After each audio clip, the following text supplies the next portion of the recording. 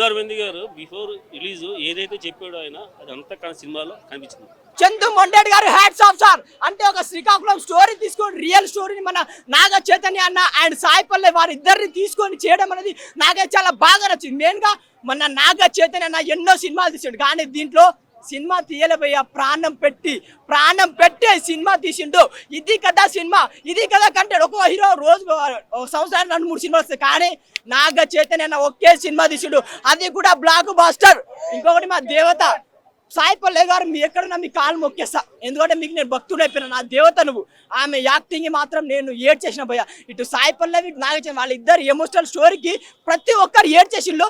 వచ్చే వాళ్ళు చూడండి, ఏడుపు రాదనుకోండి, మీరు వచ్చి ఏడుస్తారు, అది కదా స్టోరీ. అండ్ ఇంకొకటి దేశభక్తి గురించి కూడా ఎంత మంచిగా చూపించారు భయ్య. అంటే మన హిందువులు పాకిస్తాన్కి వెళ్తే వాళ్ళు ఎంత కించపరిచిందో, మన హిందూ పాట పాడుకుంటూ ఒక చెడు పని చేసిన నా కొడుకు నాగ చైతన్య ఒక్క ఫ్లాగ్ దగ్గర ఫైటింగ్ సీన్ ఉంటుంది, ఆ ఫ్లాగ్ ఫైటింగ్ సీన్కి డబ్బులు పెట్టచ్చు అంతే, ఆ ఫ్లాగ్ సీన్ కి డబ్బులు పెట్టచ్చు. అది సినిమా, మంచి కంటెంట్, మంచి దేశభక్తి సినిమా. అండ్ ఇంకొకటి నాగ చైతన్య అన్న అండ్ బుజ్జితల్లి సాంగ్స్ మాత్రం ఏడ్ చేస్తారు అందరు. పక్కా ఏడవబోతే నా పేరు రాకేష్ అని నేను చేంజ్ అయిపోయి గుండు గీసుకుంటా, మీరు ఏడవబోతే నెక్స్ట్ వీక్ నేను గుండు గీసుకొని వస్తా. అది ప్రతి ఒక్కరు ఎమోషనల్ కనెక్ట్ అయిపోతుంది. ఎందుకంటే బెస్ట్ జోడీ నాగ చైతన్య సాయి పల్లవి ఒకటే. సమంత మీద ఒట్టు ఈ సినిమా హిట్. మనం చెప్పుకోవాల్సింది ఇటు అసలు ఏం లేదా, 100% ప్రూవ్ చేసుకున్నాం. తను పెట్టిన ఎఫర్ట్స్ అన్ని స్క్రీన్ లో కనిపిస్తున్నాయి. ఏడు చెప్పమంటారు సినిమా గురించి, సాయి పల్లవి గురించి చెప్పమంటారు, నాగ చైతన్య గురించి చెప్పమంటారు. ఇద్దరు దుమ్ములు అయిపోయిస్తున్నారు, దద్దరిల్లు పోయింది, అసలు మామూలుగా నెక్స్ట్ లెవెల్లో ఉంది.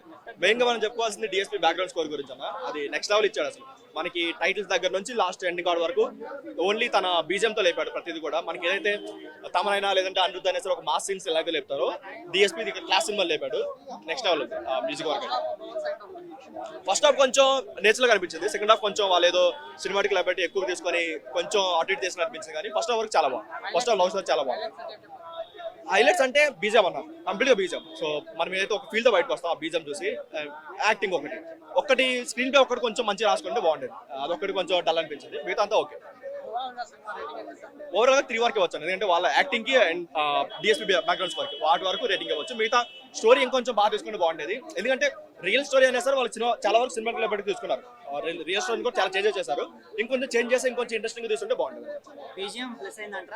మెయిన్ ప్లస్ అదే యాక్టింగ్ అనుకున్నాం, కానీ యాక్టింగ్ కాదు, మెయిన్ గా బీజిఎం సాంగ్స్ నెక్స్ట్ లెవెల్ ఉన్నాయి.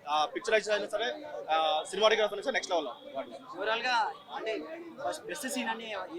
బెస్ట్ సీన్ అంటే క్లైమాక్స్ లో తన వెడ్డింగ్ కార్డ్ సీన్ ఒకటి ఉంటుంది ఎమోషనల్ గా, అది చాలా వరకు టైం.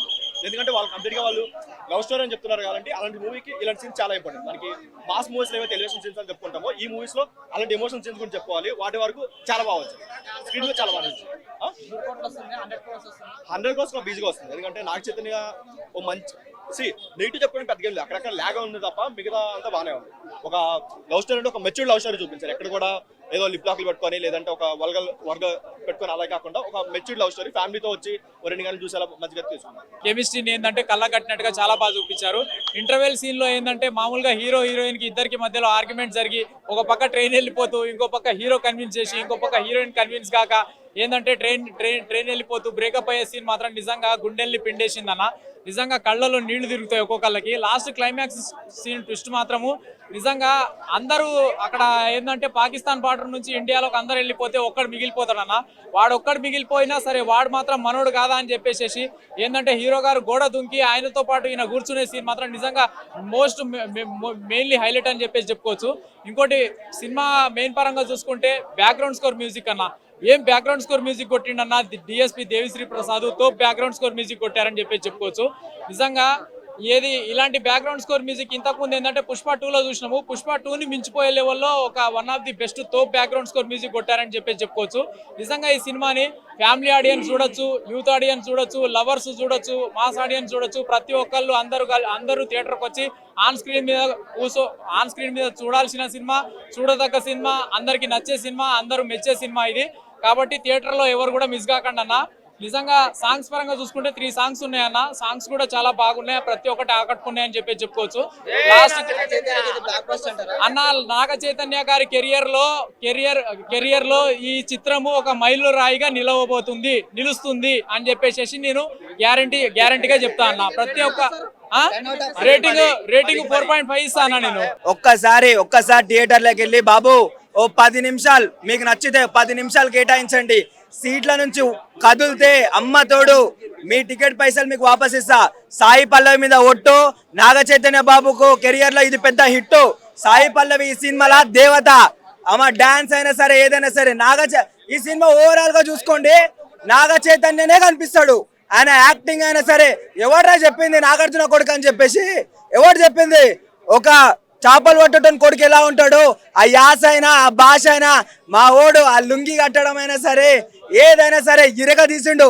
కానీ సినిమాలో మెయిన్ గా ఆ బుజ్జి తల్లి పాట ఉంది చూసినావా, అరే రే రే రే గాలిలో ఊగిసాలాడే దీపంలా ఊగిసాలాడే నీవు సందకన ప్రాణం నల్లని మబ్బులు చుట్టిన చంద్రుడిలా. అరే ఏమైనా పాటనా భయ్యా. నా భార్య పేరు ఇంట్లో మరిమరియాలు, నేను మా భార్యని బుజ్జి తల్లి అని పిలిస్తే అప్పిచ్చిదేమనుకుంటుంది, దాని మీద లవ్ ఎక్కువైంది అనుకుంటుంది. దానికేం తెలుసు సాయి పల్లవి మీద లవ్ ఎక్కువైంది అని చెప్పి దాని తెలియదు. కానీ ఏ విధంగా చూసుకున్నా పాకిస్తాన్ కొడుకులని ఉరికిచ్చి కొట్టడంలో అయినా సరే దేంట్లోనైనా సరే ఒక రేంజ్. ఒకప్పుడు మన మహేష్ బాబుకి పోకిరి ఎలానో, మన పవన్ కళ్యాణ్కి ఖుషి ఎలానో, మా నాగ చైతన్య బాబుకి తండేల్ మూవీ అనేది అలా.